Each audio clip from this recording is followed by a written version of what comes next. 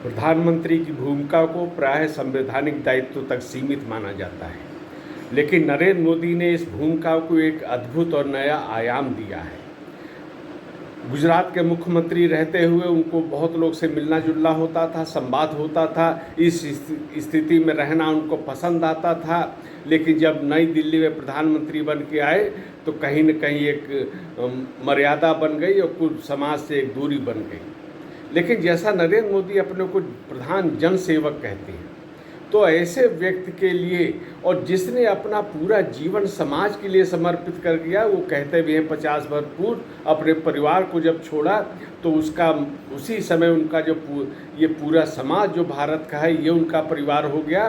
जो जब प्रधानमंत्री बनने के बाद इसमें कुछ जनता से जुड़ाव में कुछ औपचारिकताएँ आ गई, कुछ बाधाएँ उत्पन्न हुई, तो एक जो समाज को अपना परिवार मानने वाला व्यक्ति को विचलित होना स्वाभाविक था। और इसके बाद नरेंद्र मोदी ने एक रास्ता निकाला कि जनता से संवाद कैसे हो, जनता से जुड़ाव कैसे हो। तो इसके लिए उन्होंने मन की बात का शुभारंभ किया। और जब ये शुभारंभ हुआ तो जैसे परिवार में दूर रहने वाले पत्र से माध्यम से, फ़ोन के माध्यम से संवाद होता है, लोगों के मन की स्थिति को जानने का अवसर मिलता है, लोगों की कठिनाई समझने का, लोगों को कार्यों के जानने का एक अवसर इस माध्यम से मिलता है।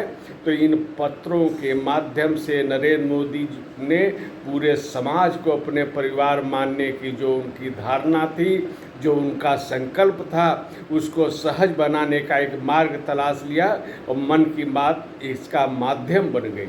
वो लोगों की मन की बात समझने लगे, लोगों का उल्लेख करने लगे और समाज में बहुत दूर दराज पे जो कितने निस्वार्थ भाव से सेवा में लगे थे लोग, उन तक शासन की पहुंच हो गई, उन तक प्रधानमंत्री की दृष्टि पहुंच गई। और मुझे लगता है कि जो पद्म सम्मानों को सामान्य जन तक पहुंचाया गया है, उसकी प्रेरणा भी नरेंद्र मोदी को इन्हीं तरह के प्रयासों से मिली हो। नरेंद्र मोदी ने मन की बात को एक माध्यम बना लिया राष्ट्रीय चेतना के संचार का, राष्ट्रीय चेतना के जागरण का। और उसमें राजनीतिक विषय नहीं थे, तो वो एक अभिभावक की तरह बात करते हैं।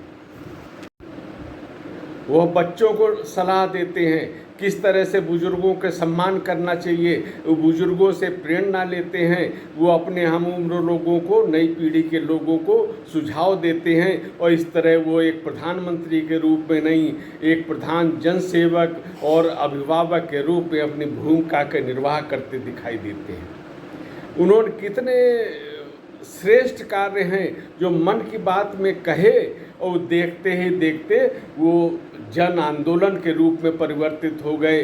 फिर चाहे बेटी बचाओ बेटी पढ़ाओ का हो, स्वच्छता का अभियान का हो, आत्मनिर्भर भारत के अभियान का हो, पर्यटन के प्रति जागरूकता हो, पर्यावरण संरक्षण की चेतना हो, ये सारे के सारे बात उन्होंने मन की बात में कही और वो देखते देखते एक राष्ट्रीय स्तर का अभियान बन गया।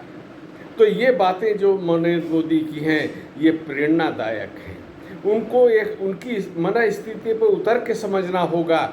जब वो प्रधानमंत्री आवास में उन्होंने अपने को अकेला महसूस किया होगा, क्योंकि समाज के प्रति उनका जीवन समर्पित था और उस समर्पित भाव से एक जुड़ाव था, तो उस स्थिति में पहुंचने का जो एक बहुत ही श्रेष्ठ माध्यम बना वो मन की बात था। और इस कारण से वो समाज से जुड़े रहे, समाज को समझते रहे।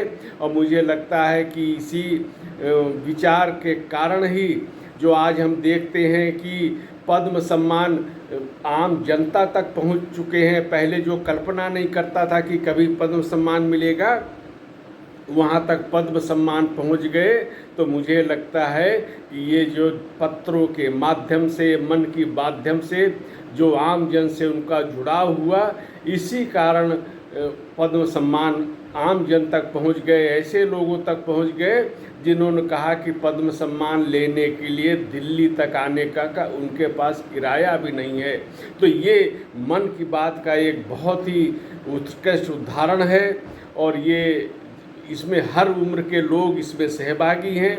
किसी भी प्रधानमंत्री के लिए रेडियो पे मन की बात कार्यक्रम शुभारंभ करना तो आसान हो सकता है, लेकिन लगातार 100 एपिसोड तक उसकी लोकप्रियता को कायम रखना कठिन होता है।